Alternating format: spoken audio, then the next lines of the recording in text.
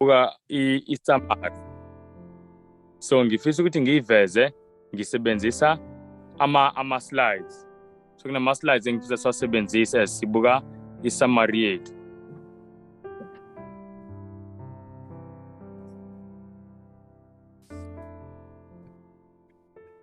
And ngicabanga ukuthi sevelile manje. So again, I was saying this is what we saw. Kumbono uDaniel wabona lenqama siyakhumbula ukuthi imeleni kuverse 20 siyatshelwa umele umbuso wamaMede namaPersi. Siyadlula kuloko. Uthe uDaniel esabuka lenqama inqoba ibusa. Kwaqhamuka impongo enophondo olukhulu. Le mpongo yahlasela lenqama. Inqama yangabi nawo amandla wokuma phambi kwempongo yawa kwaphela ngayo. Lithi iBhayibheli nezimpondo zayo inqama ezimbili zaphulwa ile mpongo. Le mpongo kuthi ayinophondo olukhulu, loluphondo olukhulu lumele inkosi yalombuso oqala. Siyatshena kuverse 21 kwincwadi kaDaniel futhi chapter 8 ukuthi le mpongo le imele umbuso waseJavani kanjalo ngesiZulu. iJavani ke umbuso waseGreece. Yabo, i-empire yaseGreece. Inkosi yakhona yokuqala ubani? Inkosi uAlexander the Great. Manje ke kwaqhubeka futhi impongo leyo enqobe inqama, uphondo lwayo olukhulu lwaphuka. Ithe seyinamandla kakhulu, uphondo lwayo olukhulu lwaphuka. Siyakhumbula bazalwane, maliphuka loluphondo kukhula olunye uphondo, kukhula impondo ezine. Lokho satshana futhi mayiqhubeka incwadi kaDaniel chapter 8 from all the from verse 20, 21, 22. Yasichazela kuverse 22 ukuthi le impondo ezine ababusi balowo mbuso orepresentwa noma obonakaliswa yimpongo abazobusa emva kokuthi kuwe okanye kukhothame inkosi yakhona yokuqala. Ngempela mawufunda umlando kwathi makukhothama inkosi uAlexander kwabusa amakhosi amane. Kwagcina sekubusa amakhosi amane. Kaqale kwaliwa ke njengoba siyazi ukuthi mawukuthi kunenkosi ekhothamile kuba nombango okhona, kuba nombango omkhulu. Usaqala ukukhothama uAlexander, umbuso wawuhlukene kawu-36. Kunabantu abawu-36 abafisa ukubusa nje. Ekugcineni kwasala abane kuphela, 4 kuphela. Yilabo abarepresentwa ile impondo. Siyakhumbula amagama wabo, sasithe ubani? Akhona uCassandra, Lysimachus, khona uSeleucus noPtolemy, bawu-4. And kuthe kusenjalo kuthiwa ekugcineni ngey'khathi zokugcina zokubusa lawo makhosi lawo amane kwabonakala uphondo oluncane olukhulayo futhi. Siyayizwa lento bazalwane. And lolu phondo oluncane safunda ukuthi lolu phondo oluncane lumele umbuso omuphi? Umbuso waseRoma. Umbuso waseRoma ke bazalwane uhlukene kabili. Umbuso waseRoma uhlukene kabili. Okokuqala, iphase yokuqala noma ingxenye yokuqala yayo lo mbuso i-pagan Rome. La kungakangeni ubuphapha khona. Ubuphapha obuzifihla ngathi ubuKristu bangangeni. I-pagan Rome leyo. Ingxenye yosibili mase kungene ubuphapha, sekubusa ubuphapha ukuthi leyo i-papal Rome. Sasingakhohlwa lokho. Lolu phondo oluncane ke sabuka ukuthi lumele kokubili pagan and papal Rome. And sabuka bazalwane ukuthi emva kwaloko uthe uDaniel esabukile ukuthi uthi wezwa omunye ongcwele ekhuluma. Nomunye ongcwele wabuza umbuzo ukuthi kuyoze kube nini kusenzeka konke lokhu, lo mbuso ophondo elincane uqhubeka ukwenza zonke lezi zinto, lamanyala encithakalo konke lokho. Kwangena ke manje ivision ekuverse 14 ethi kuyoze kube yini, kube ngumnyaka, kube yinsuku eziwu-2300. Ngicela sike siyivule leyo siyifunde ngesiZulu. Uma siyifunda izophendula umbuzo besinawo last week. Khona umbuzo ngiyazi besinawo last week ngesikhathi mina sengiphumile. Ngicabanga ukuthi iyophenduleka la.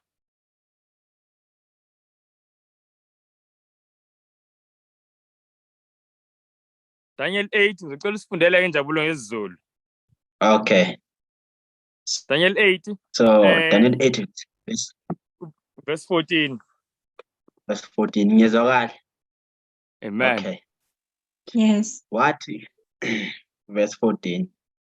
Wathi kimi, koze kube yizikhathi zokuhlwa nezokusa eziyizinkulungwane 2,300 bese ihlanjululwa indlu engcwele. Amen. Okay. So yileyo part ivision iphela lapho, kumbono kaDaniel iphela lapho.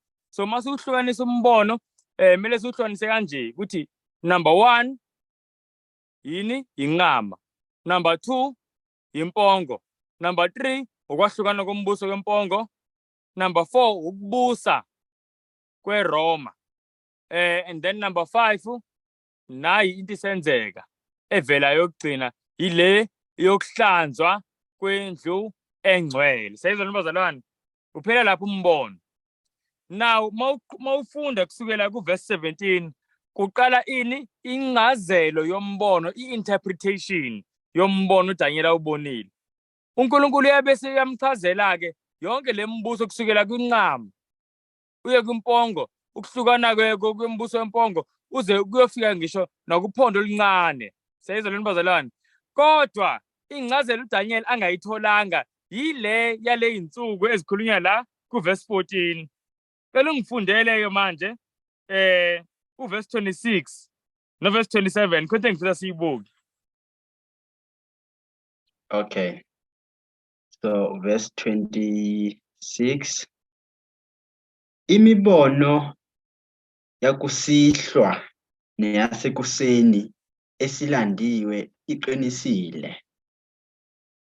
Kepha gcina wena umbono ngokuba ungowezinsuku eziningi. Mina Daniel ngase ngiphela amandla, ngagula izinsuku ezithile, ngavuka, ngenza umsebenzi wenkosi, ngamangala ngombono. Kwakungekho owawuqondayo.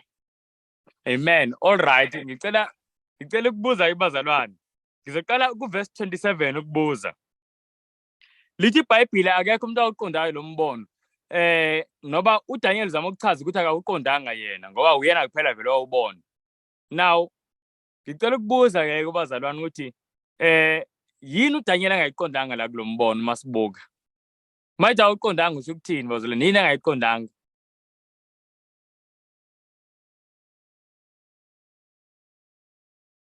Ingxenye yokugcina mengicabanga. Angezwa?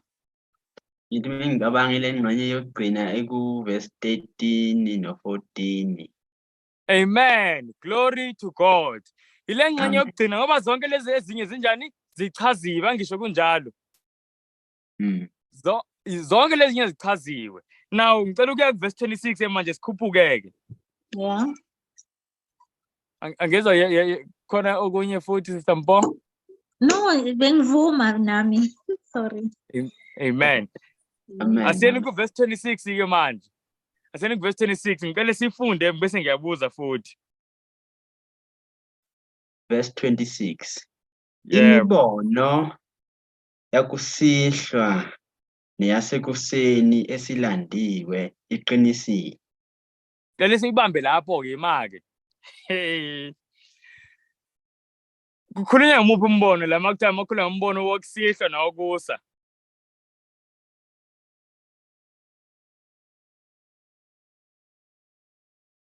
Okay, so Kuthiwa lo mbono sewulandiwe, meaning ukhona kule chapter, sekukhulunywe ngayo kule chapter. Akakhuluma uGabriel lana ngento engekho kule chapter, uthi sewulandiwe, meaning ikhona kule chapter. okay, ngicela ukubheka uverse 14 Tisha. Yebo. Yeah. Mubheka la uverse 14 uthi wathi kimi, koze kube izikhathi zokuhlwa nezokusa. Ngicela ukuma la.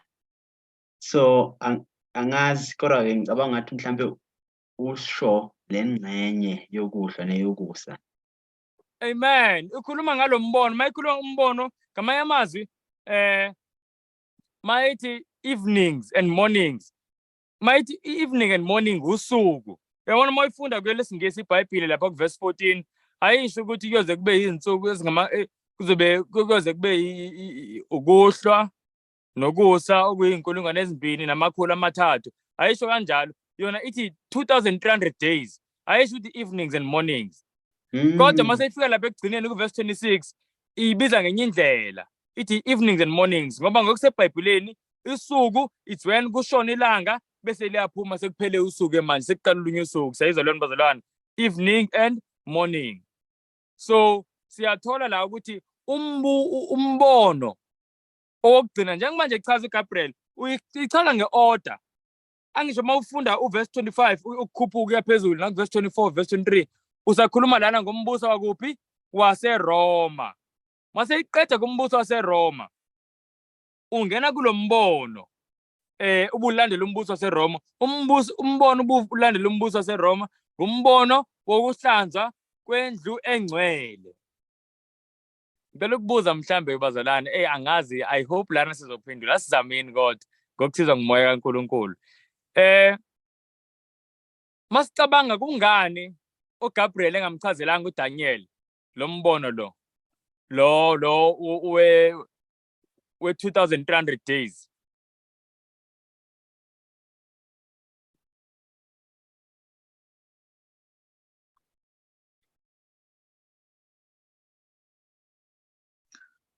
Angithi verse 26 ithi, and the vision of the evenings and the mornings which was told is true. Ithi, therefore seal up the vision, for it refers to many days in the future. Okay, yeah.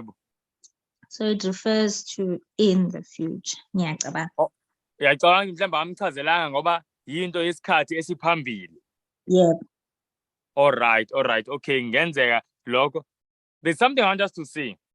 Ukuthi manje ngibuza nami ngoba sengiwafundile ama chapter alandelayo, ngiyazi ukuthi uphinda abuye amchazele futhi. So kunenye into engifuna siyibone mina nayi reason engicabangayo ngoba ku chapter 9 uzobona ukuthi uyaqala amchazele. Asibuke ku verse 27. Wathi uDaniel esachazelwa umbono lo wokubhujiswa kwamaKristu kusukela kumaSirayeli ekuqaleni kuze kufike ku-destruction eJerusalem kubhujiswe namaKristu. Uyabona uzwa ngale nkosi ngoba lithi iBhayibheli kufika a king of fierce countenance. Na uDaniel wayazi kakhulu imithetho kaMose. Makhulunywa ngenkosi of fierce countenance, umqondo wakhe ukhumbula incwadi kaDeuteronomy chapter 28 kusukela nje kuverse 49 wehle naye.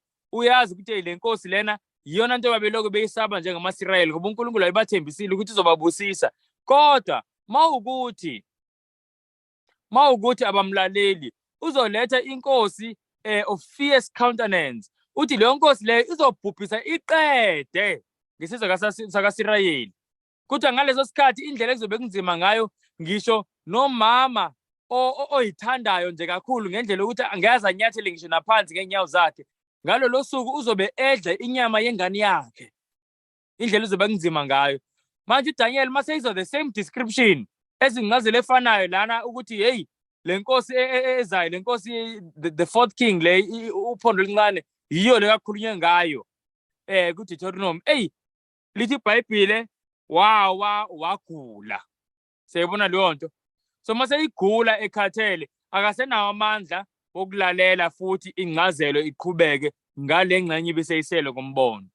So nasi isizathu esimenze ukuthi ngempela ngabisakwazi ukuthola ingcazelo ngawo umbono. Kodwa kuNkulunkulu sizobona masiqhubeka no chapter 9. uNkulunkulu nomusa uyabuya futhi uGabriel azoyichaza. uNkulunkulu uyabuya uGabriel, yamthuma uGabriel abuye azoyichaza. All right. Ngicela ukubuza uzalana umbuzo okugcina. Phambi ukuthi singene kulento esizongena kuyona. Sabona last week mina ngendlela engibuka ngayo angazi abazalwane. Kodwa ngendlela engibuka ngayo mina kwangicacela kamhlophe ukuthi lolu phondo lincane lumele umbuso waseRoma. Now ngicela bazalwane ngoba this is ibalekile kakhulu lengxenye. Ngicela mhlambe noba into eyodwa esingayikhomba mhlambe esingayisho ukuthi lolu phondo lincane sibona ngayo ukuthi ngumbuso waseRoma.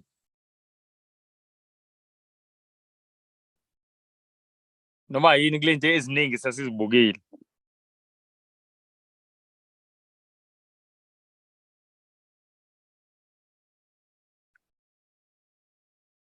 Kings ngikhumbuza bazalwane kuverse 25 ngiyazi nisacabanga nami nginizumeli. Kuverse 25 siyakhumbula ukuthi siyatshena kuverse 25. Ngicela ufunde uverse 25 we brother Njabula. Okay. Verse 25, Daniel 8. Ngokuhlakanipha kwayo yakuphumelelisa inkohliso esandleni sayo, izikhulise enhlizweni yayo, ichithe abaningi ekuthuleni, iyakumelana nesikhulu sezikhulu, ichotshoze kungesandla. Yabona la verse 25 bazalwane iyavela so plainly. Kuthiwa le nkosi le loluphondo lincane lizochotshozwa kungesandla. Now la kuncwadi kaDaniel. Angeza? Nasi isandla khona uphakamisile. Oh, okay, yebo ngakhuluma uphakamisile.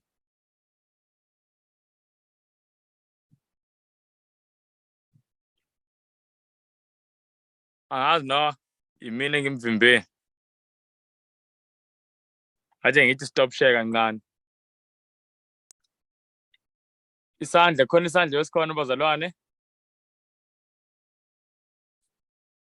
Ngiyazwakala. Yeah, yes, siyakuzwa. Yebo, sekuyazwakala ke. Sorry. Ngithi ngihambe ngakumena.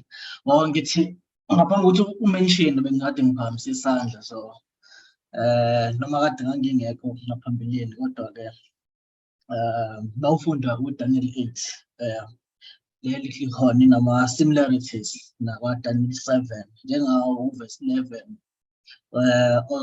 iverse elishoyo ukuthi it's magnified himself. No, verse 24 ufundile ukuthi it's destroyed the mighty kings, the mighty and holy people. No, 23 futhi nakhona siyathola ukuthi it is it's called a king of fine countenance. Kubeka moya verse 25 as you mentioned ukuthi it's broken without hand. So clearly we also find those things, all those four things ukuthi zikhona ku Daniel 7. So yeah, singasho ukuthi mhlambe zingaba inkomba ukuthi ukuthi kuchazana lokho. Amen. Now ngiyayithanda kakhulu impendulo ka brother Mfundo.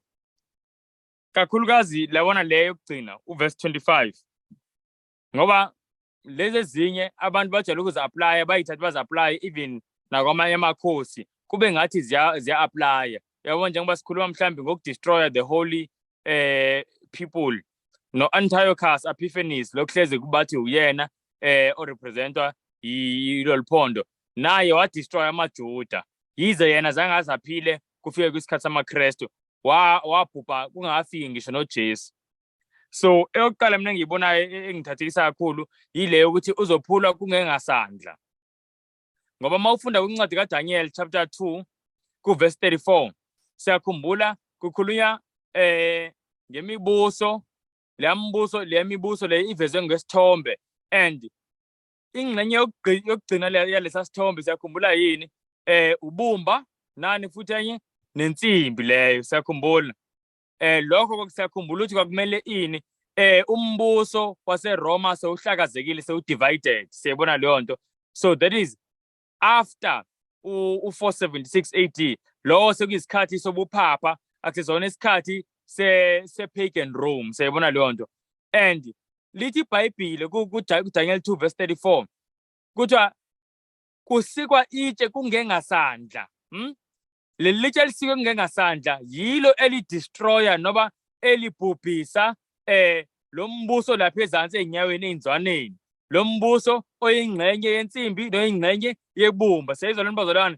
Okucacile ngokusobala ukuthi kusho ukuthi lo mbuso orepresentwa ingxenye yensimbi nengxenye yebumba is the same kingdom, umbuso wodwa orepresentwa kulolu phondo oluncane. Siyayizwa lento bazalwane. Iclear ngoba yombili kuthiwa ibhujiswa kungengasandla. Kodwa siyazi bonke abanye ababusi babebhujiswa ngani? Ngesandla. Kuyazwakala bazalwane. Nokunye okulula verse 25 futhi ngoba kuthiwa she will stand up against the prince of princes. Ikhuluma ngoJesu lapho. And umbuso omelene noJesu siyazi ukuthi kwakungumbuso wamaRoma. Umbuso waze wamxhomisa wamlengisa esiphambanweni uJesu. Futhi aqhubeka umelene noJesu ngendlela manje yobuphapha ukuthi uphapha uthatha indawo kaJesu. Ingakho kuthiwa phela ngubani? Ngu-Antichrist, ngumphiki Kristu. Sayizwa leyo nto ngoba uzama ukuthatha indawo kaKristu. Kuthiwa lithi iBhayibheli encwadi kaTesalonika uhlala ethempileni uzishaya uNkulunkulu. Sayizwa leyo nto bazalwane. So lezo nje zizimbili kumina ziyayiqeda ngempela, ziyayiqeda ngoba lezi zinto ezimbili esiqeda uyifunda manje u-Antiochus Epiphanes akahlangani nazo nhlobo. Kodwa njengoba ngangishilo bazalwane ukuthi ubuphapha kakhulukazi ngizothi ama-Jesuit emva kokuthi kuqale i-reformation noma uguquko olukhulu, la mabandla sebebona manje ukuthi lana noma ngizothi abantu babephakathi kwibandla laseRoma sebebuka ukuthi cha lana sikhohlisekile kahle lana leli bandla into elizenza ziphambene nezwi kaNkulunkulu. Siyakhumbula kaqala uMartin Luther. So kusukela kuleso sikhathi ke ama-Jesuit azama manje ukutolika iBhayibheli ngendlela ehlukile ezokwenza ukuthi ngisho noba ufunda ngophondo oluncane ungayitsheni ukuthi ikhuluma ngobuphapha. Siyabona leyo nto. Yingakho ezikolweni eziningi zobufundisi kugcwele lamanga ukuthi leli phondo alumelanga ubuphapha ngamanga lawo. Yabo. Sizobuka yena namhlanje bazalwane. Ayesingene ke namhlanje ke manje isifundo. Sithe namhlanje yini kambe siyifundayo? Sibuka ukuthi ubuphapha bubhubhisa kanjani umhlaba futhi buyandisa kanjani inkohliso. Asifunde futhi uverse 25. Lamba siqala uverse 24. Ngese bele siqale uverse 24 sifunde noverse 25. Kunento engifisa sizibukeke bazalwane. Hey yabona la uNkulunkulu uphenye ezinye izinto. Amen. Verse 24. Iyakuba namandla amakhulu, ingenamandla eyokuqala kodwa iyakuchitha ngokumangalisayo.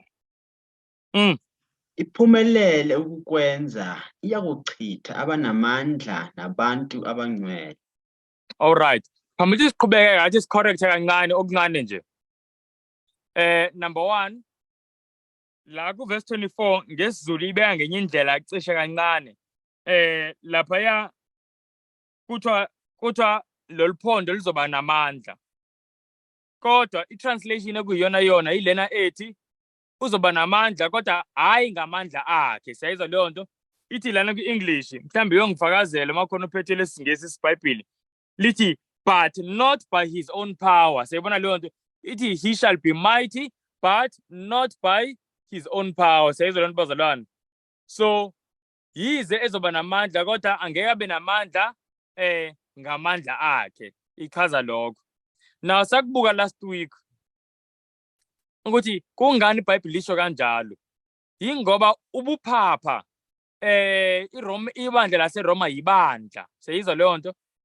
So esikhathini esidlule ngesikhathi lina lamandla la lalingasebenzisi amandla alo, lalisebenzisa amabutho ababusi ababezinikele kulibandla. Siyezwa lento bazalwane. So ababusi ngizama ukuthi izinkosi zasifike zizinikele kuleli bandla abese manje amabutho noma ama-armies walo babusi balwele ini ibandla laseRoma. So njengoba sizwa thina sifunda masifunda kwi-history kukhulunywa futhi naseBhayibhelini ukuthi kuzobulawa abantu iy'ntshushise ibandla laseRoma lalingenamabutho. kusetshenziswa amabutho ani wamanye amakhosi. Seyizwe leyo nto. So malithi he shall be strong but not by his own power, kusho lokho. Yabona umbusi wokuqala ngonyaka u508 AD owanikeza amabutho akhe kuleli bandla leli ngumbusi ekuthiwa uClovis waseFrance. Uyena owathi yena amabutho wakhe sezolwela ibandla laseRoma, ngoba ibandla laseRoma libekiwe uNkulunkulu ukuthi libuse la emhlabeni. Kwaqhubeka kanjalo bagcina seyobaningi sebegcwele cishe iEurope yonke. All right. Bese siyibambe leyo ukuthi uzoba namandla kodwa hayi ngamandla akhe. Ibandla laseRoma yenye into nje le bazalwane engifuna siyiqaphele ukuthi njengoba lilwa lezi zinto eziningi kodwa alizenzi ngamandla alo, futhi mawubuka ngazuthi akubonakali lona. Siyayibona leyo nto ngoba noma kufika amabutho umuntu ozothi amabutho aseFrance enza ukuthi lokhu kanjalo kodwa kwenziwa ibandla laseRoma ngoba bona babuswa yilo. Nasikubambeke lokho. Ngicela sifunde uverse 25 kunento engifisa siyibuke. Amen. Verse 25. Verse 25. Ngokuhlakanipha kwayo iyakuphumelelisa inkohliso esandleni sayo, izikhulise enhliziyweni yayo, ichithe abaningi ekuthuleni, iyakumelana nesikhulu sezikhulu, ichotshoze kungezakhe.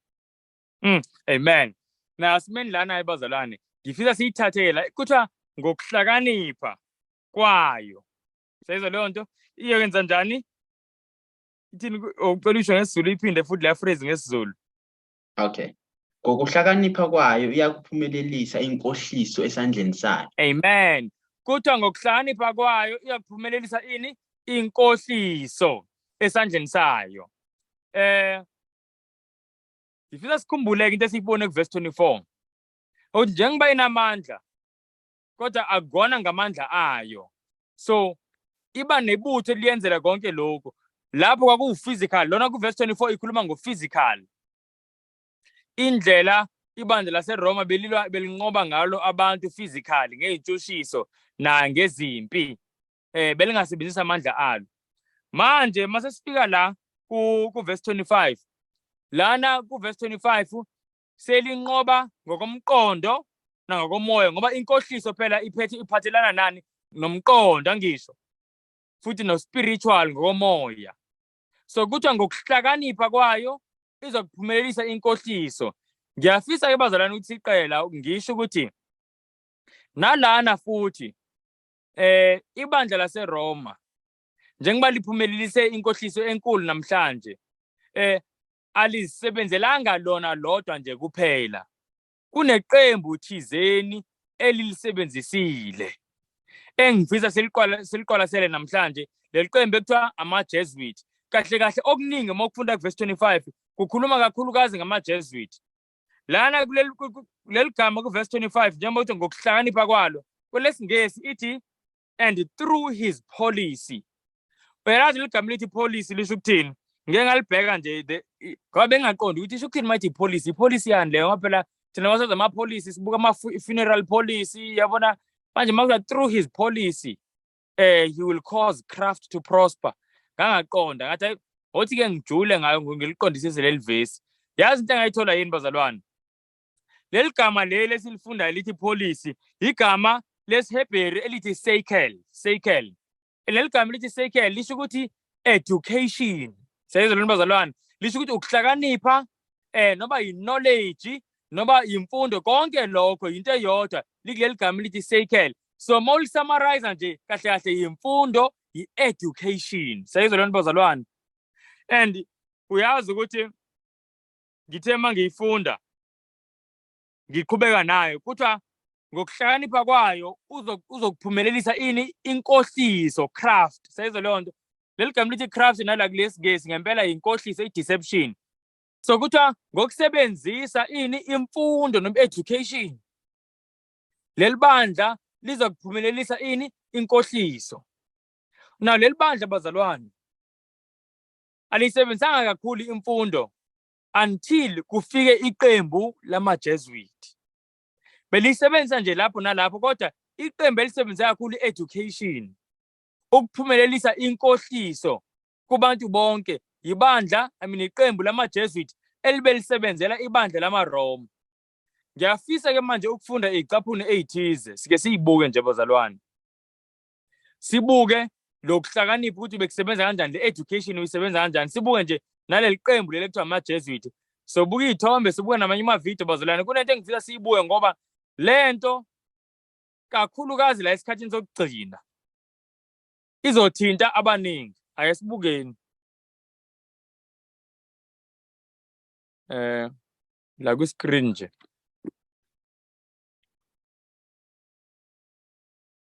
All right. Bayabona bangcwele. Siyabona. Okay, glory to God. Lana bazalwane into esesijule kuyona. Ngicela ngifunde nje isicaphuni le kwincwadi Great Controversy. Ngicabanga ukuthi sonke siyayazi makhona ongayazi. Incwadi lemangalisayo bazalwane ekhuluma kakhulu ngomlando webandla kusukela ngesikhathi kubhujiswa eJerusalem, kuJerusalem elidala. Ikhuluma ixoxe i-past ize ingene la kwi-future na kwiJerusalem elisha. Le ncwadi iphelela kwiJerusalem elisha la umhlaba wonke sewuhlanziwe. Ncwadi ephefumulelwe ngumoya kaNkulunkulu emangisayo kakhulu. Nawo ke sifundeni ke la. Ikhuluma la ngesikhathi ngizofunda ngitolike ngoba mhlambe noba thina sonke silalele manje siyasazi isiZulu kodwa siyasazi isingisi. Bakhona abanye abazolalela mase i-video futhi ngishare nabanye abangasazi isingisi. Lithi lana Great Controversy page 234. Ithi at this time the order of the Jesuits was created. Sayizwa leyo nto. Omunye uzothi at what time esiphi leso sikhathi ngoba ithi ngaleso sikhathi iqembu lama-Jesuit lakhandwa noba lakhiwa. Esiphi leso sikhathi mawufunda kwincwadi yona le ngoba yona incwadi izokutshela ikhuluma ngesiphi isikhathi. Isuke ikhuluma ngesikhathi esemva kokuthi kuqale inguquko enkulu yamaProtestanti, i-Reformation, Protestant Reformation. So i-Protestant Reformation yaqala ngonyaka u-1517. Sayizwa leyo nto. Mayiqala i-Protestant Reformation ngalowo nyaka u-1517, uMartin Luther wabizwa ukuthi azoma phambi kwezikhulu zebandla endaweni ekuthiwa kuse-Worms, mhlambe njengegama elilula. Lo nyaka lo kwakungu-1521. Siyabona leyo nto. And i-Protestant Reformation yakhula ngamandla ngoba i-Reformation le nguquko lena ngempela yayihamba ngeBhayibheli. Into inguquko yayibambile yayisithi asihambeni ngezwi likaNkulunkulu ukuthi lithini lona. Ibandla manje lalahlekelwa abantu abaningi. So kuthiwa ngalesi sikhathi isaqhubeka 20 years later ngo-1540 kwaqala leli qembu lama-Jesuits. Siyayibona lona bazalwane. Asizwe uNkulunkulu uthini. Uthi the most cruel, unscrupulous and powerful of all the champions of popery. Sayizwa lona bazalwane. Kuthiwa ilona qembu lalikhohlakele futhi linamandla kunawo wonke amaqembu awelwela ubuphapha. Kuthiwa abantu baleli qembu asiqhubeka ithi cut off from every earthly tie and human interest, dead to the claims of natural affection, reason and conscious holy silence.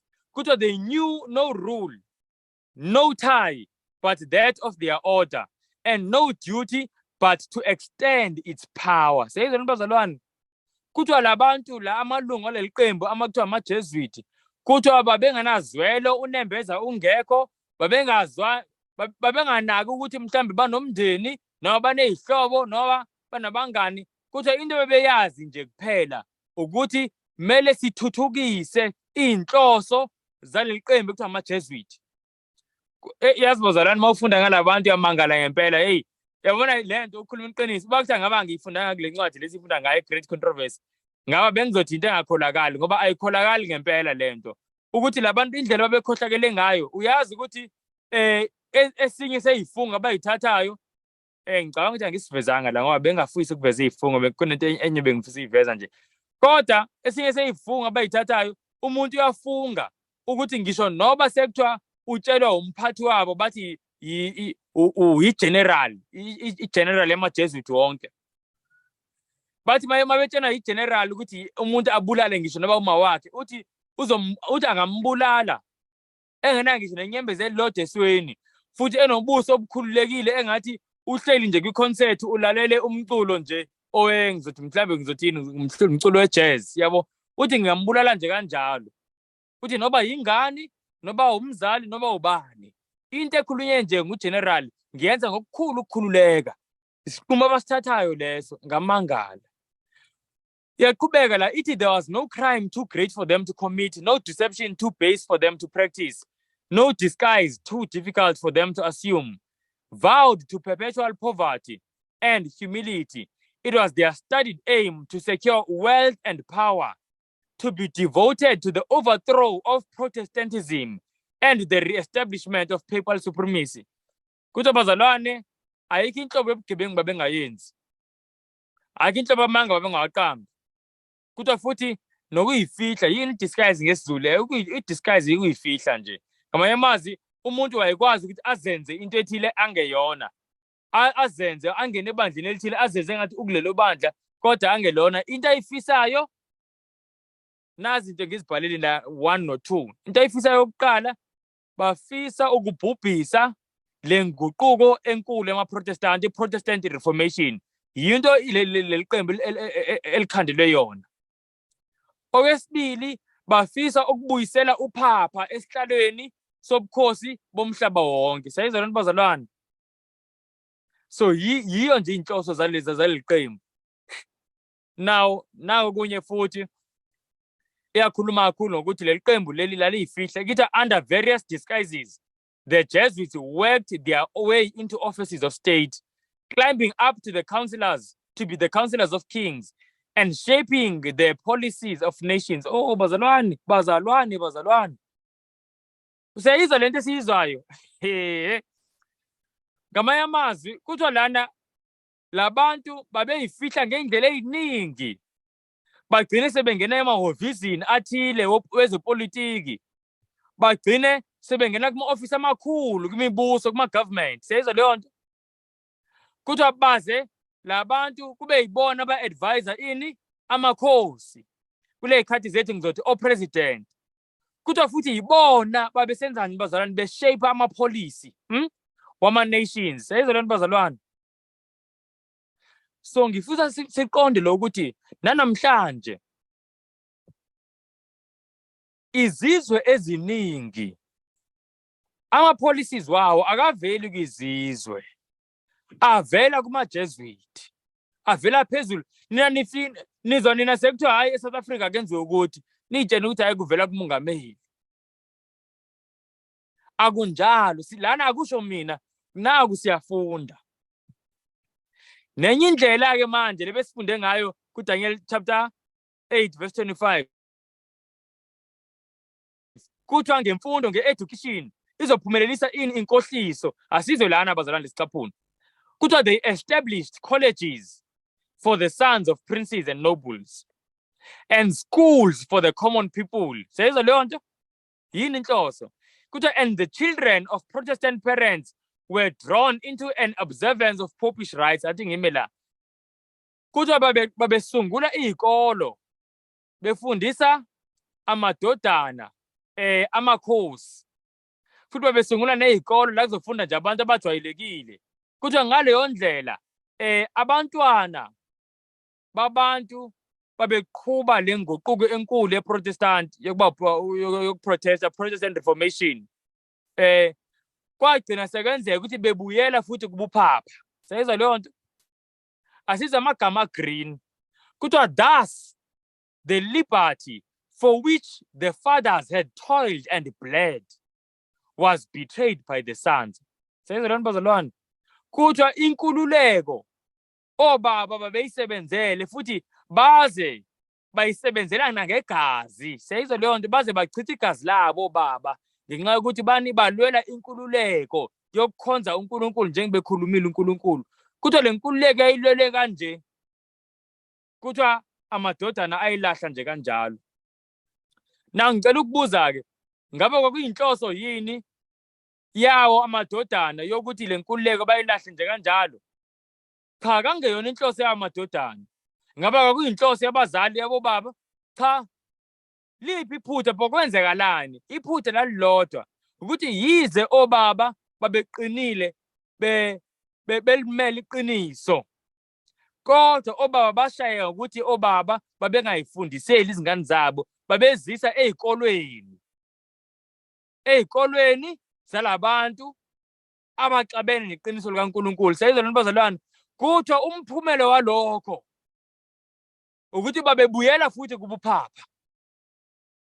Abantwana bobaba babelwela iqiniso, belwela ngegazi. Ngiyakhumbula abazalwane mawufunda. Obaba beshisa emlilweni becula, behuba ingoma zokunqoba, besisha oJohn Huss. Yazi ukuthi uHuss bemfake emlilweni, kodwa wacula until umlilo kwawuwona oculisa izwi lakhe.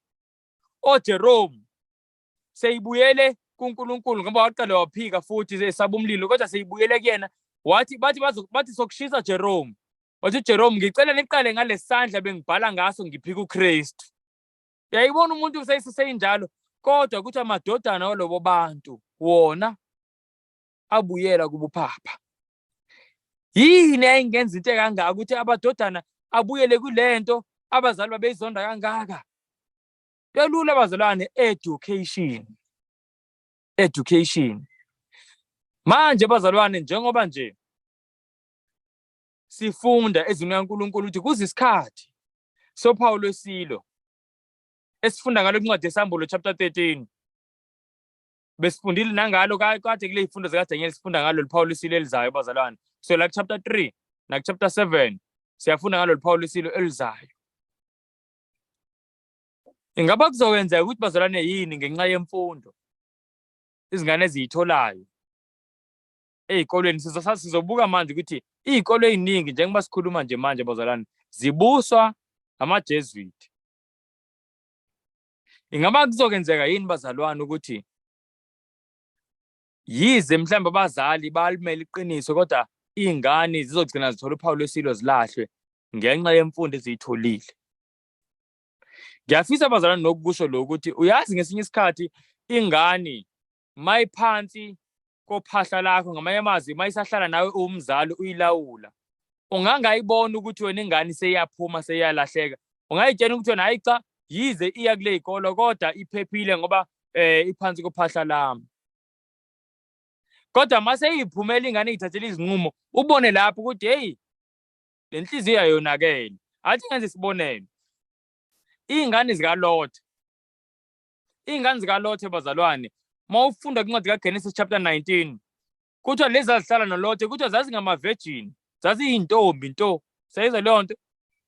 Yize zazihlele eSodom kodwa zazingama-virgin. Manje mawubuka leso sithombe ungathi hey, le ingane zaze zayiphatha kahle, zaze kwayingane eyi-right. Kodwa mase iphumile lapha seyihlele entabeni nobaba wazo kuphela, kuyabonakala ukuthi yize bezingama-virgin nje ngokomzimba kodwa emqondweni kade zonakala. Zaphuzisa ubaba wazo. Into bazalwane ezihlazi ngisho namhlanje, zaphuzisa ubaba wazo, zamdlwengula ubaba wazo. Yayizwa leyo nto?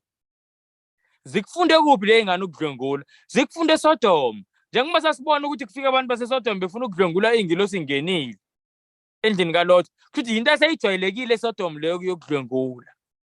So ngisho ukuthi bazalwane ingane ungangayibona ukuthi ingane yami hey inomqondo othile, ibonakala i-right, i-virgin la ekhaya, noma ilandela imithetho la ekhaya ukuthi mase iphumela ukuthi ayithathele isinqumo ithi hey, mina mama ngeke, mina baba ngeke, mina malume ngeke. Uqiniso lenkolo le malume ngibona sesiyilanda kude kakhulu manje. Ngisho noma malume kuthiwa uzolahlekelwa umsebenzi, wena ukhetha ukulahlekelwa umsebenzi kunokuthi wamukele lo luphawu. Ethi malume ngicabanga ukuthi ngempela mina ngiyayishiya manje, ngiyalehla leli bhasi. Umangale lapho umzali ithi mama mina angikho kulento ngempela. Hawu ngane yami sakufundisa, hayi mama ngeke. Yingoba bazalwane, yebo umzali uyayifundisa ingane ekhaya, kodwa isikhathi esiningi ingane ikephi? Isesikolweni. Makuthiwa manje iqembu lamaJesuit lizosebenzisa imfundo ukuphumelelisa inkohliso kumele leyo nto isithuthumelise bazalwane, isithuthumelise kakhulu. Before ngifunde mhlambe lokho athi ngikusithe ngoba nizokufunda ngisachaza, ngikhuluma nje ngifuna ukusho umlando wamaJesuit. AmaJesuit aqala iqembu lasungula ngo-1540. Uyena u-Ignatius Loyola. Yabona kulesithombe lesi lo baba uphakathi nendawo kulabo baba abathathu uyi-Ignatius Loyola. Nalokuya kwakhe lo IHS banganikhohlisi bathi kusho ukuthi in his service, bajwayele ukusho kanjalo bathi in his service. Uphawu liphawu lamaJesuit. Njalo uma ubona luphawu ubokwazi ukuthi amaJesuit acontrola lapho.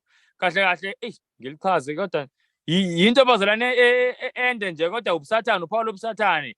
Lo ISIS, and then u-H nguHorus, u-S nguSep. uNkulunkulu bamanga baseGibhithe nakwezinye izizwe nje. Angifuni ungena kuyona leyo kakhulu leyo nto. Kodwa leli qembu laqala ngo-1540. Lwaqhubeka lasebenza ngamandla bazalwane, kwabhubha inqwaba yamaKristu ngalo leli qembu. Babhubha abantu ngalo leli qembu. Angifuni uqamba amanga. Lasebenza kwaze kaba unyaka u-1773. Kwenzekani ngonyaka u-1773?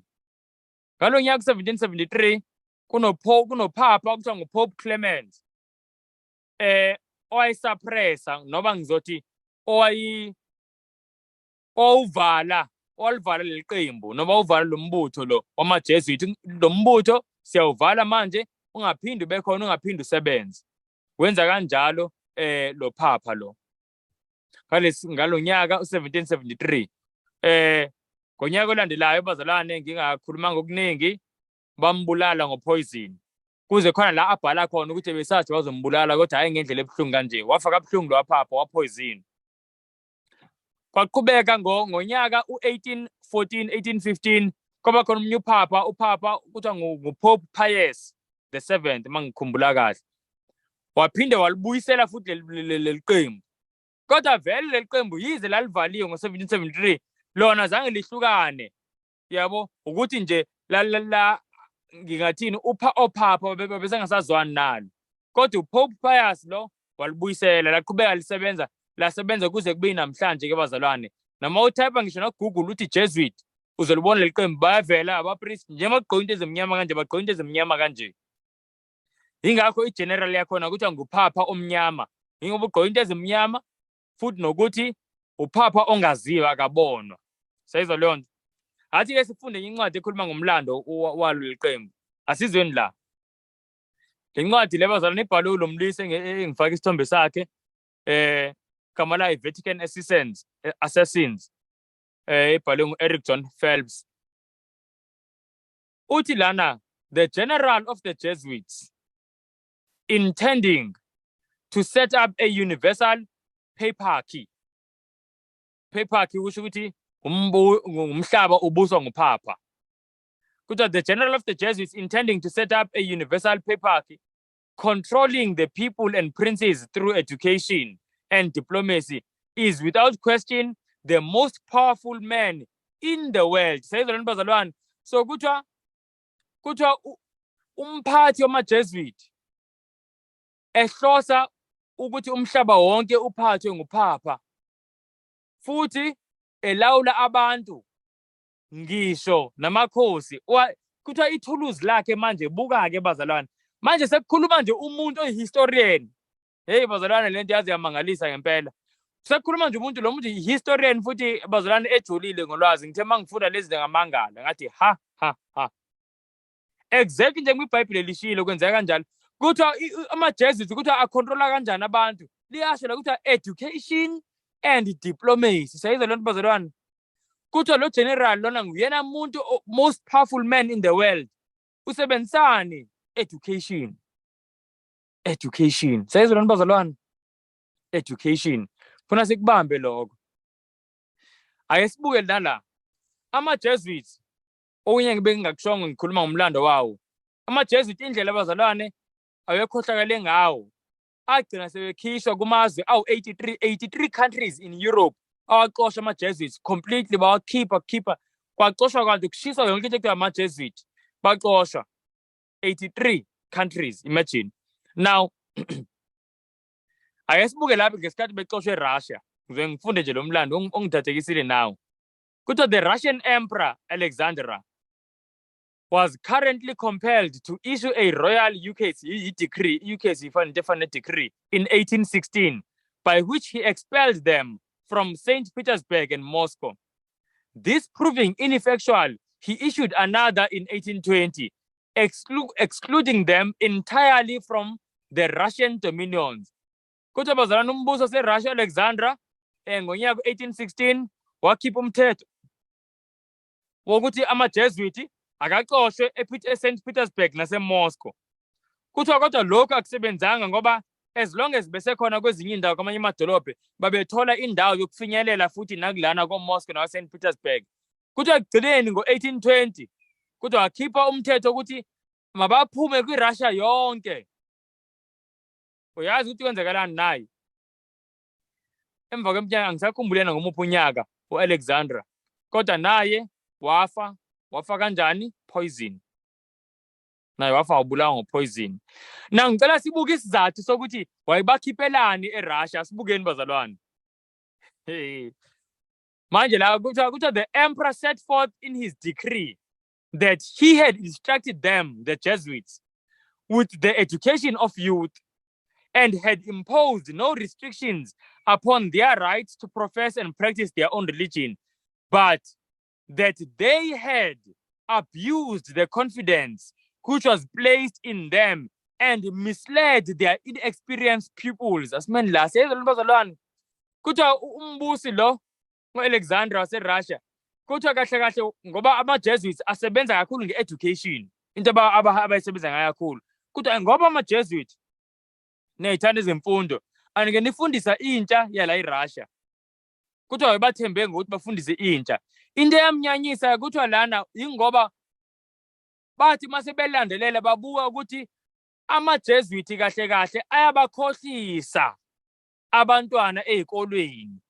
Kungena imfundiso eziningi ezenza ukuthi abantwana bagcine kakhulukazi imfundiso bazalwane babeyifaka mhlambe mangizodlula nje kulokho. Imfundiso yokuthi abantwana bagcine bathande kakhulu uPhapha ngisho ukudlula umbusi waleyo ndawo, inkosi yaleyo ndawo. Manje lababusi babengayithandi leyo nto ukuthi hawu bayifundisa kanjani izingane kanti zigcine seziwuzonda umbuso, sezifisa nezingane ukwenza lento yenziwa ama-Jesuit. So into babeyisebenzisa bazalwane kwakuyini? Education. Kuyazwakala bazalwane, asithembe ukuthi kuyazwakala. Na ngifisa ukudlala ivideo I pray ukuthi idlale bazalwane, nani ngicela nikhuleke enhlizweni zenu. Now yinto manje le ekhuluma manje la ngalesikhathi ama-Jesuit yaqhubeka ke nale ndaba ye-education, ngisazoyiveza nayo ukuthi yayigcina ifika kanjani kwizikolo zonke manje. Yaqala ePrussia, indawo ekuthiwa kusePrussia, yaya eAmerica, mase isuka eAmerica igcwala umhlaba wonke. But sizobona sifunda. Ngifuna silalele nje la bazalwane. Into umqondo okhona manje. Invested as much in public education as we should have because we've all ngicela ukubuza bazalwane mhlambe ngiqale niphawule. Kuyazwakala? Isound yazwakala? Yebo yazwakala. Okay, glory to God. Ithi ngiqale phansi. Invested as much in public education as we should have because we've always had kind of a private notion of children. We haven't had a very collective notion of these are our children.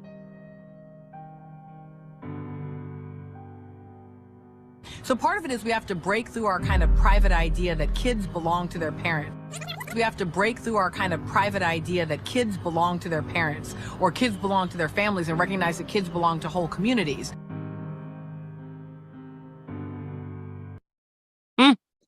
Angazi nabazalwane siyayibona yini le eyenzakalayo. Lana kule video siyayithola icacele.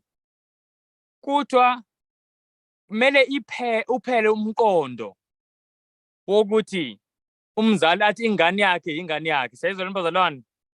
Akho umzali onengane kuyingane yakhe ngokusho kwakhe lo mama, futhi akusho yena ukhulumela ini eAmerica, umbuso waseAmerica. Uthi ingane yeyethu sisonke. Uyazi lento yangimangaza kakhulu ngibuka bekunini bekulast year noba bekuqala unyaka this year no bekuqala unyaka this year.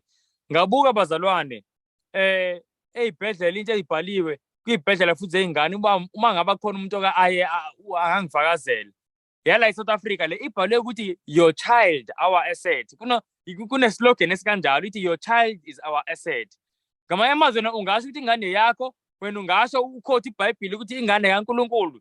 Ngoba lithi iBhayibheli vele ingane zikaNkulunkulu lithi children are the heritage of the Lord. Lisho kanjalo izwi kaNkulunkulu. Manje makuthiwa nikeza kusiza okasiza. Ingane azona ezikasiza bazalwane. Ningavuma ukukhohliswa ngaleyo ndlela. Ingane yezikaNkulunkulu, ingane izithengwe ngegazi. Kodwa uyabona manje into eshunyelwa imibuso ukuthi ingane yezethu. Ingakho ingane zakho kumele zifunde okushiwo yithina. Sezona bazalwane. Na ngicela ukufunda nala.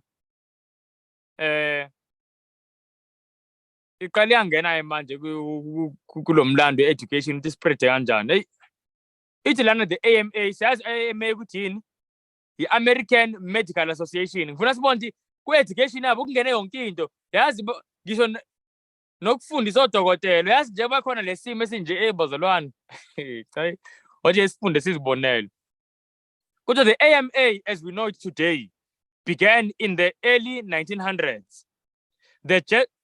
The Jesuits, through Shriner Freemasonry, the Morgans and Rockefellers in particular, began to control the medical education of young physicians, teaching them to treat symptoms with their drugs, which later came surgery and then radiation, completing the medical unholy trinity of cut, burn, and poison. Na bazalwane kuthi ama-Jesuits aze afundisa ngisho odokotela and ngempela vele kunjalo. Na kodwa ngifuna siqaphele ukuthi babafundisa through obani. Kuthi bakusebenza ama-Freemasons, ama-Morgans namani nama-Rockefeller. Lama-Rockefeller bazalwane yibona-ke lento engiyikhulumayo-ke lena akuyona into ngathi mhlambe eyimfihlakalo noma eyi-conspiracy le ngizoyisho manje. Ama-Rockefeller, kakhona i-Rockefeller Board of Education e-America ngama-1900s. Before ama-1900s, abantu abaningi bakakusenziwa lento ekuthiwa homeschooling. Sayazi khona ama-public schools kodwa engekho maningi. Ingxenye yabantu kakusenziwa homeschooling vele. And then, ama-Rockefeller angena kwi-project, khona nomunye ubaba esengikhohlwe igama lakhe, yokuthi singenza kanjani ukuthi wonke umuntu afunde into eyodwa, afunde futhi into esifisa ukuthi ufunde ngoba manje umbuso uzogcina uhlakala. Abantu bangalawuleki ngoba wonke umuntu uyifundele okuthile kubo. Kanti sifuna ukwenza indlela ukuthi bonke bafunda into efiswa yithina. Kwaqala manje i-Rockefeller Board of Education ngama-1900s. And lana siyathola ukuthi le Rockefeller Board of Education yayilawulwa ngama-Jesuits and kunjalo ngoba ama-Freemasons awephezulu ayilawulwa ngama-Jesuits. Yabo. And ukuthi laba bazalwane yazi ngimangazi lento mangiyifunda. Do you know ukuthi lo muntu obhala lo mlando lo John Phelps akawona ngisho akawona omunye angafunda athi mhlambe umsabatha lo ukhuluma ngama-drugs ukuthi odokotela bafundisa ama-Jesuits ukusenza ama-drugs. Do you know lo muntu is not an Adventist? Angicabangi nokuthi ne-health message uyayazi, angicabangi. Yena ubhala nje umlando ukuthi kwenzakalani. Siyezwa leyo nto uyibhalela nje umlando. Ngenza ukuthi akazi lutho ngama-drugs. Futhi ebhala lokhu wayengakazi lutho ukuthi kuyoze kufika isikhathi sa-COVID kufike nama-vaccine. Nabo zolana ngifuna sibuke into ebhala ama-Rockefellers ukuthi into yini abayifunayo nge-education. Nayi le, this is in their books, ungayithola ngisho na-internet mangicabanga le nto ayifihlakele le nto. Rockefeller General Education Board ngo-1913. But in our dreams, the people yield themselves with the perfect docility to our molding hands. Says bazalwane, i-Board of Education ikhuluma le nto. But emaphupheni ethu indlela esibuka ngayo izinto, abantu kumele bayidedele nje ukuthi kube yithina esibenza njani, esibamoldayo, esibakhandayo. Abantu bacabange ngale ndlela esifisa sicabange ngayo, babuke futhi ngale ndlela esifisa babuke ngayo izinto. Kuyazwakala bazalwane. Now lento ingozi Ngoba uNkulunkulu ebefisa ukuthi sikhandwe uyena. Ake sine kumavesi ambalwa khona into engifisa siyibuke. Kungani le ndaba education ibaluleke kangaka? Ngingakadluli nje la kule sicaphuna. Asine incwadi kaMateyu. Asishesheni bazalwane sekuncwadi kaMateyu 28. Omunye umuntu uzothi hawu indaba evangeli uhlanganisela indaba evangeli ne-education. Okay, ake sibukeni-ke la. Ake sibukeni. Mateyu 28 sesifikile bazalwane. Phela usifundele-ke njabulo mhlawumbe ungakhohlwa ukususa umute. Okay. So Matthew 28 kuMateyu 28 ngicela usale sofunda just verse 19 no 20. Okay. Verse 19.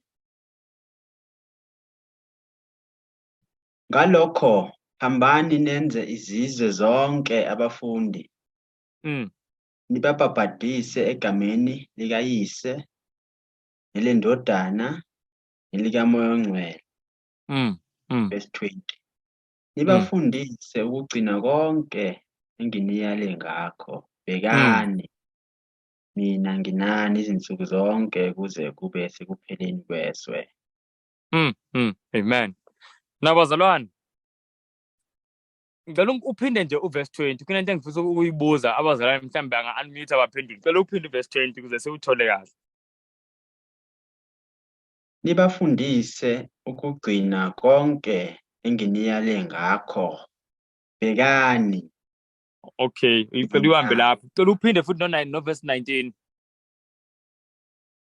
Ngalokho hambani nenze izizwe zonke abafundi. Libambe lapho. La verse 19 ophethe English engifakazela ithi hambani, ithi go ye therefore and teach all nations. Sayizo leyo nto, hambani nifundise izizwe zonke. And then iphinde futhi naku verse 20 ithi nibafundise konke enginifundise kona, ngoba leli gama lokuyala nelokufundisa is the same word. So mawukhulunywa ngevangeli lana, you know yangimangalisa lento ukuthi mawufunda lena kuthiwa i-gospel commission. La uJesu ethuma thina sonke njengamaKristu. Mawufunda i-gospel commission, igama eliloko elivela njalo kwi-gospel commission ileli gama lithi teach. Sayizolani bazalwane? Now ngicela ukubuza kubazalwane. I-teaching i-affecta yini, ithintani kumuntu, yini ethintayo kumuntu i-teaching? I-affecta ini yomuntu i-teaching, into efundiswayo nje yini i-affectayo yomuntu?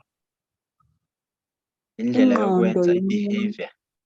Amen, glory to God. Ingqondo. Na ngicela ukubuza-ke siyaqhubeka. Yini esiyenzayo ngengqondo? Senzani ngengqondo? We think. Siyacabanga ngengqondo. Siyazolona bazalwane. So uyabuka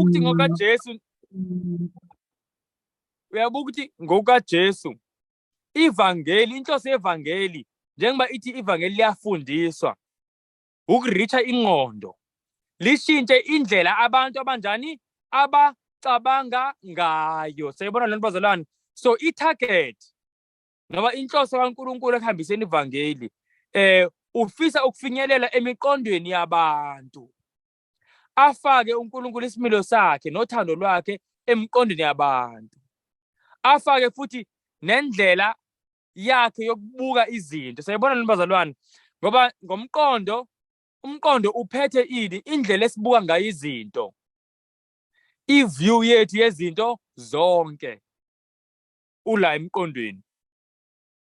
Do you know ukuthi ivangeli linendlela ethile noma linezinto ezithile elifisa sizibone ngendlela ethile? Mhlambe sengikhuluma ngathi ngikhuluma isiGreek. Ake ngenze isibonelo salento engiyikhulumayo. Ake siyeni incwadi kaMateyu chapter 6. Ngifuna sibone nje abazali ama-principles. Kunama-principles uNkulunkulu asifundisa wona ngalo ivangeli, ahambiselana nevangeli. Kodwa uzobuka ukuthi lama-principles esiwafunda amelene nama-principles esiwathola kuphi? Ey'koleni. Sayizwa lento bazalwane? And njengoba emelene yiwo lama-principles la atholwe ey'koleni azogcina vele enza ukuthi iy'ngane zamukele uphawu lwesilo. Sizoyibona njengoba siyifunda, ake siyibukeni. Hey uNkulunkulu yazi muhle ngezwi lakhe. Asene kuMatthew 6 verse 33. Matthew chapter 6 verse 33. Kodwa funani kuqala umbuso kaNkulunkulu nokulunga kwakhe. Khona konke lokhu kuyakwenezelwa kini. Asibambeni lapho. Sayizona bazalwane. Uthi uJesu njengabantu ivangeli ke leli into ayifundisa uJesu abafundi bakhe ngisho le. Manje uthi abafundi bahamba bayifundisa umhlaba wonke. So imfundiso evangeli ithi i-priority number 1 yini ngumbuso kaNkulunkulu nani nobungcwele bakhe, meaning i-character kaNkulunkulu. Priority number 1 ehamba phambili kunazo zonke. Before kuhambe phambili ukuthi hayi ngiyoba yini ngifuna ukwenza imali nani into ehamba phambili yini umbuso kaNkulunkulu nani nesimilo sakhe. Kodwa manje akuyona into efundiswayo lena ezikolweni. Sayizona bazalwane, ngisho noma bangangasho tishalo bakuphimisele ngegama kodwa into ehamba phambili yini ukuthi ingane zizokwenza imali na noma ngeziyenza imali na mase ikhulile. Ingakho njalo uma umotivate ezikolweni ukuthi uyabona uma wenza kanje uyokuhlupheka. Mawuthi uyabona leyo nto uma ngayiqhamuke ingane esikoleni ithi ehlakaniphile mhlawumbe ithi mina miss yazi ngiyamthanda uJesu ngifisa ukusenzela uJesu nje ngicabanga ukuthi ngifisa ukuba imissionary kunesikole esithile la kufunda khona ama-missionary bese bawaphosele phesheya kuyoshunyayela ivangeli ngizophila kanje nakanje nakanje. Awu yazi ngabona othishara bethwala izandla bathi awu ngani yami waze wadlala ngomqondo imali ubuyoyenza. Athi omnye hayi kodwa nje miss ngoba phela iBhayibheli lithi into ehamba phambili ngombuso kaNkulunkulu futhi nesimilo sakhe. Manje ngibuka shiya phansi lokho. Siyayibona le nto bazalwane. So manje siyabuka ukuthi ngempela akuwona umqondo lona ofakwa ezikolweni. Ake sibuke mhlawumbe enye iprinciple yokugcina ngoba ngiyabona ilanga selishonini. Ake sibuke enye iprinciple yokugcina nje maningi bazalwane. Izinto zevangeli izinto ezifundiswa uJesu lezi. Asene kuLuka chapter 12. Ngithe ivangeli kunendlela ethile yokucabanga elifisa ukuyifaka kuthina sonke. Ukuthi into number 1 priority even more than isinkwa, even more than ukudla njengebesho uJesu. Uthi funani kuqala umbuso kaNkulunkulu nobungcwele bakhe. Kuyolandela ke lokho kwesinka nemsebenzi nakho konke lokho.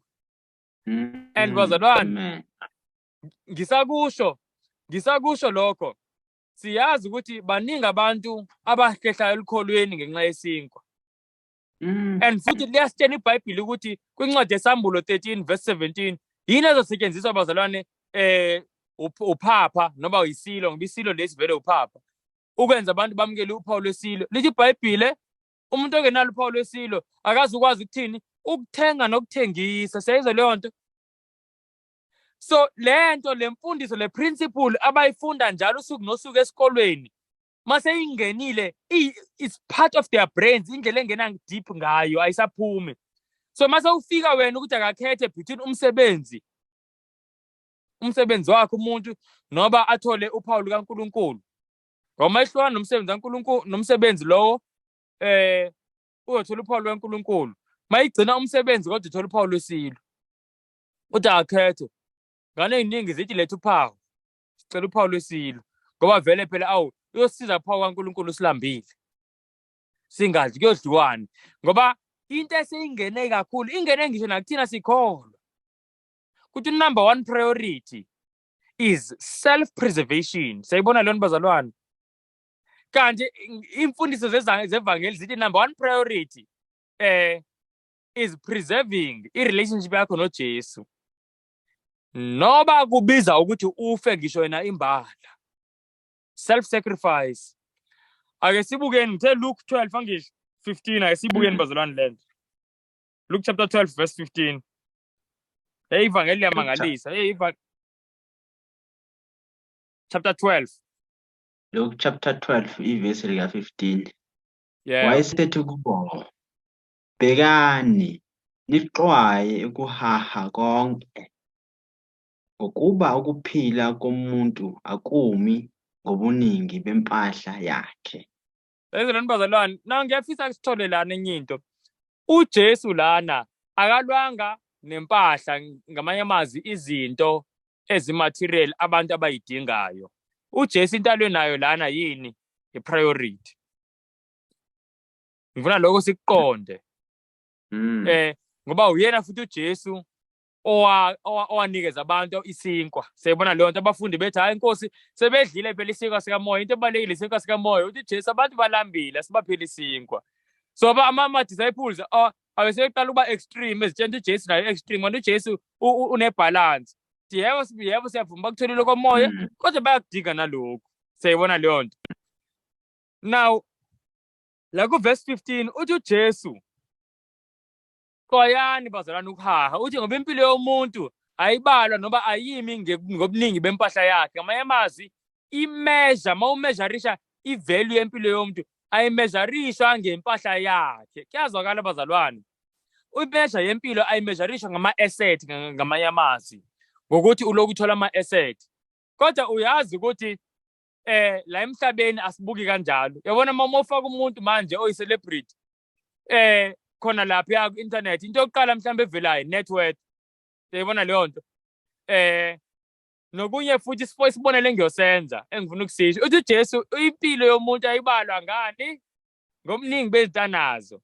Ngifuna ukwenza isibonelo engengisize kakhulu. Uyabona umuntu mayezohlala manje unyaka u-2023 lo, umuntu mhlambe asithini yini mhlambe abantu abazibukayo, asimhlambe abuka abantu imoto bathi nyaka 23 akanamoto.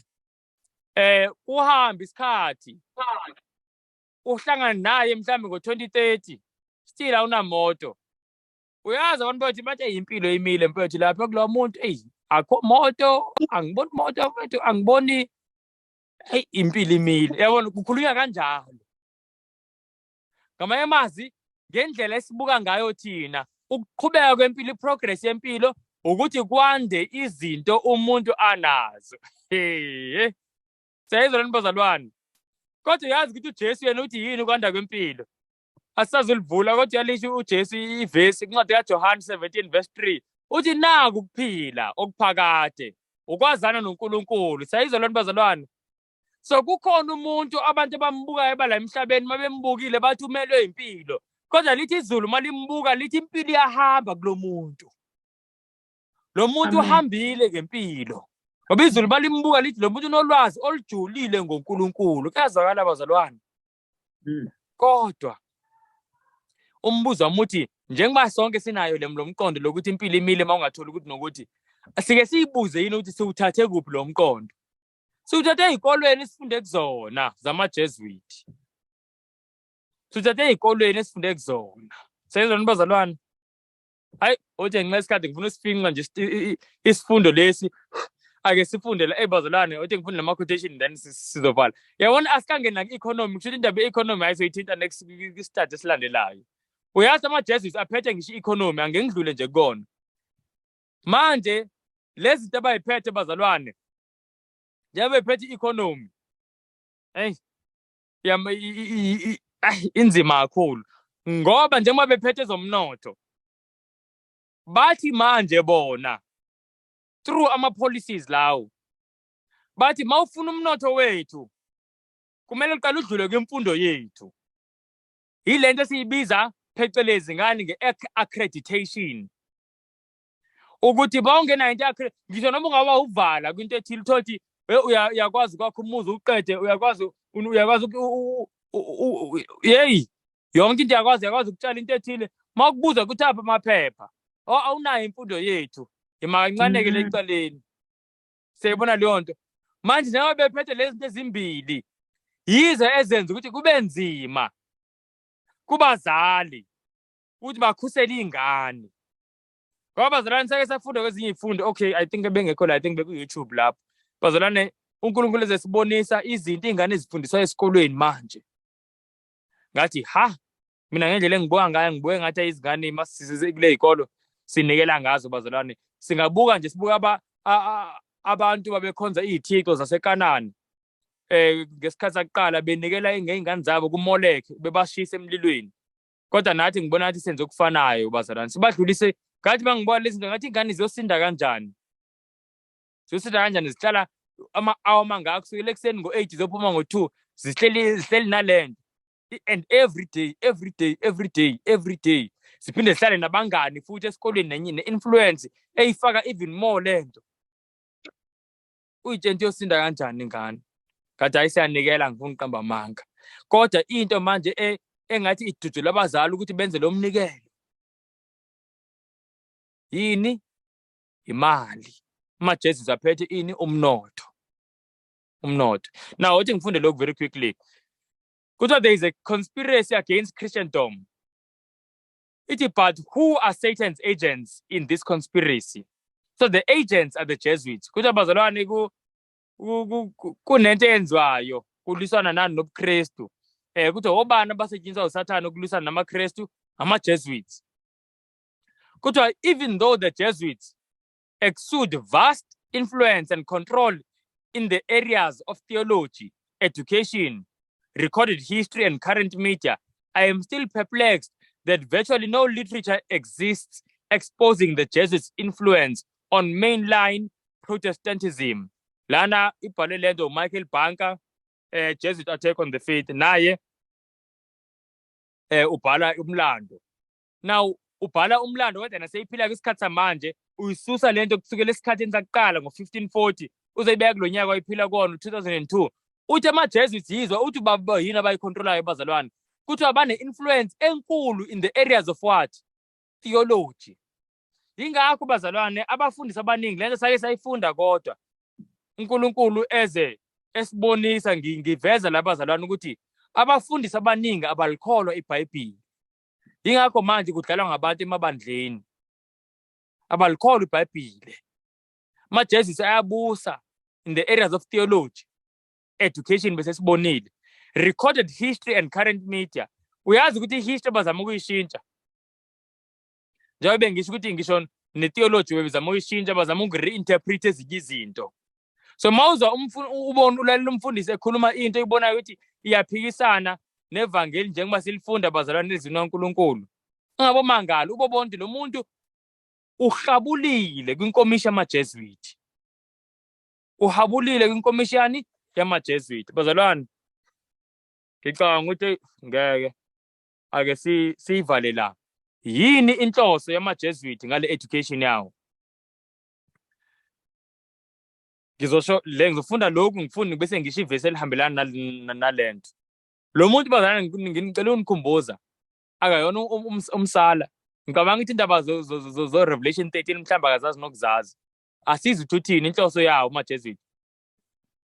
I-quotation le esho ama-Jesuit uthi what a sad figure those Protestant Yankees will cut when we will not only elect the president but fill and command the armies, man the navies, and hold the keys of the public treasury, the Federal Reserve Bank lapho.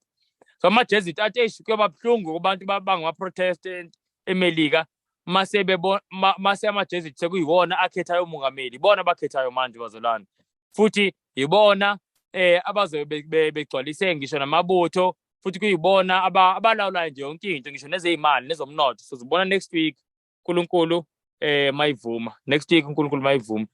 But then we will rule the United States and lay them at the feet of the vicar of Jesus Christ, that he may put an end to their godless system of education and impious laws of liberty of conscience, which are an insult to God and man. Says bazalwane bathi lapho ke sobe selibusa iMelika. Kodwa mase selibusa iyophela lemfundiso yabo ukuthi abantu banemvume yokukhonza ngendlela abafisa ngayo. Yayizwa lonto bazalwane. So inhloso yama-Jesuits ukuthi iMelika ilawulwe ubuphapha. Futhi bazalwane ngizothi hey bazalwane uma ngaba ngizothi abakangeni sekusondele kakhulu. Sekusele nje ama-steps amancane kakhulu bazalwane ukuthi uphapha alawule ngokuphelela iMelika. Ingxenye yayo enkulu ngasho ilawulwa uphapha, umongameli waseMelika uphapha, ku-Supreme Court ama-judge akhona amaningi majority ama-Catholics kodwa lena kuthiwa i-Protestant nation ukhumbule.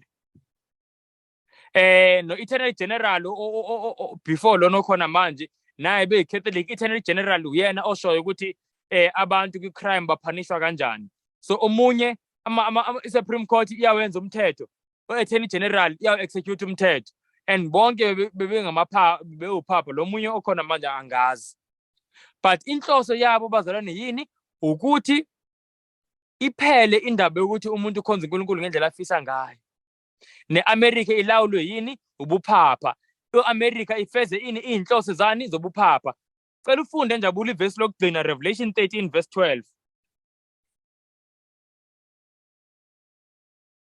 Kahle bazalwane, nje isifundo sanamhlanje ngingathi isixwayiso nokusiqwashisa ukuthi lezi zinto zikhona kwisiprofetho, zibhaliwe la kwisiprofetho bazalwane, and ziyenzeka. And njengabazali abafunda isiprofetho siyakhumbula hamba ukuthi sisifundelane. Siyakhumbula ku-Chronicles chapter 12 verse 32 ukuthi amadodana ka-Isakhari ayesazi iy'khathi, ayesazi ukuthi u-Israyeli kumele wenzeni. Yini abasiza ukuthi bazi lokho? Ingoba besazi ini? Iy'khathi. So ukwazi isiprofetho kusiza ukuthi sazi ukuthi kumele senzeni. Isiprofetho asikusizi-ke uma ukuthi uzosazi kodwa awenzi lento esikufundisa yona. Yabo. Purpose ya isiprofetho is that we may know what to do. Hayi nje ukuthi we may just know and know and know and know. Asizweni-ke Revelation 13:12. Isambulo 13 ivesi lika-12. Amandla onke esilo sokuqala siyawenza phambi kwaso. Siyenza ukuba umhlaba nabo bonke abakhileyo kuwo bakhuleke kuso isilo sokuqala esingozi yaso yalashwa. Bazalwane, ngicela ni-unmute, ngicela ukubuza ayokade siyifunda le ndaba. Lana bazalwane, isilo sesibili la ku-Revelation 13. Ukuthi isilo sesibili sizokwenza ukuthi umhlaba wonke ukhonze isilo sokuqala. Ngicela ukubuza, isilo sokuqala la ku-Revelation 13 simeleni sona? Sirepresenta ini? Isilo sokuqala bazalwane, kuSambulo 13. Simele umuphi umbuso? Sengize kanjani ukuthi umbuso bazalwane? Izilo vele kusiprofetho zimele umbuso. Daniel 7 verse 17 lo. Now lesokuqala la ku-Revelation 13 simele ini? Papers, yebo, ubuphapha. Siyayizwa leyo nto? All right, glory to God. Lesesibili isilo simele ini? E-America. America, USA, amen. Now asizweni isiprofetho-ke bazalwane ukuthi la ku-verse 12 i-America izosebenzisa amandla wesilo sokuqala. Siyayizwa leyo nto? Sho kanjalo, asikufunde manje sesiyitolika ngalezi nto sesiyikhulumileke. I-America izosebenzisa amandla wesilo sokuqala, izokwenza umhlaba wonke nawo bonke abakhe emhlabeni ukuthi bakhuleke kwisilo sokuqala okuyini? Okuyiphaphasi. Siyayizwa le nto bazalwane? Exactly lento esiyifunda la kulesicaphuno. Lo muntu angicabangi, njengoba ngisho ukuthi angazi kodwa angicabangi ukuthi uyakwazi konke lokhu, but uyabhala nje njengomuntu obhala umlando. Yena ubhala nje umlando o-honest. Uthi inhloso yamaJesuit ukuthi i-America igcine seyifeza izinhloso zani? Zobuphapha. Lento uyibhale lo muntu wehistory, uyibhale ngo-2004. Lana isiprofetho sasiyikhulume lento nini bazalwane? Almost 2000 years ago. Seyibona izwi kaNkulunkulu. Ingakho bazalwane, isiprofetho ngisho noma ungathi bazalwane uyalingeka ukuthi ulishiye ukholo, ungabolishiya. IBhayibheli yizwi laNkulunkulu. uNkulunkulu bazalwane uqinisile, likhona izulu. And futhi uJesu wafa ngempela ekufela izono zakho. Izwi laNkulunkulu bazalwane sengiliprovile mina liyiqiniso nje. Indaba yesiprofetho yona into ekubonisa ngempela ukuthi izwi kaNkulunkulu, iBhayibheli yizwi ngempela elingafani namanye amazwi. Izwi kaNkulunkulu leli. Ngoba lento eliyikhulumayo uyayibona isenzeka. Uyayibona isenzeka. Nabazalwane, ngicabanga ukuthi sizoma la ngizovala ngomkhuleko. Engathi bazalwane uNkulunkulu angasisiza. I-appeal nje yileyo ukuthi bazalwane asiyicabange indaba yentsha ney'ngane zethu ney'kolo eziya kuzona. Ngokusizwa nje uNkulunkulu sithathe iy'nqumo ezihambiselana noNkulunkulu. Singayicabangi njengoba sasifundiswe ezikoleni ukuthi imali phambili. Into ephambili bazalwane ngumbuso kaNkulunkulu futhi nobungcwele bakhe. Ingane mayithola imfundo engahambisi phambili lezo zinto, leyo mfundo already say upside down. Ikhula nje ngemfundo upside down. Ingqondo iyaqabana kakhulu. So bazalwane uNkulunkulu asisize. Lezi ngane zithengwe ngegazi. Nawe ungumzali uthengiwe ngegazi. Akekho umuntu asithande njengoJesu bazalwane. Ake sisize nathi simthande uJesu. Simbonise uthando ngokuthi ngempela into esusa ingane kuyena sizonde. Njengoba uJesu esho kuMateyu 18 uthi umuntu okhubekisa ingane ezincane uthi ngeke bekuyoba ngcono ukuthi lo muntu aboshwe ngeketanga. Lelo ketanga futhi kuboshwe itshe elisindayo lani lokugaya milestone. Seyizwa leyo nto abe sejikijele elwandle. Seyizwa leyo nto bazalwane. uJesu akafuni izinto ezokhubekisa ingane. Ayifuni. Ake sivaleni amehlo ngizovala umkhuleko. Nkosi nothando olumangalisa kakhulu, siyakubulela ngesifundo siphesona, siyakubulela ngokusincedisa nje nange-technology ukuthi ingasihluphi at this time. Siyacela ngosusincede usipha amandla, sinawo Nkosi amandla. Futhi kukhona izinto ezininzi nje Nkosi ezisididayo, zininzi Nkosi futhi no-obstacles Nkosi nasemakhayeni okwenza ezinye izinto mhlambe sifisa ukuzenza. Siyacela Nkosi ungenelele isimo samakhaya onke Nkosi uyasazi. Cela ungenelele nje Nkosi one by one uncede. Please Nkosi ndiyathandazela nabantwana bonke bamakhaya onke arepresentiwe Nkosi ngabantu ababukela isisifundo. Engathi Nkosi ngake uncede Nkosi bakhusele kwi-influence kaSathane. Nkosi yezulu, please Father help. Siyakucela kakhulu konke ngegama likaYesu Kristu seNazaretha. Amen.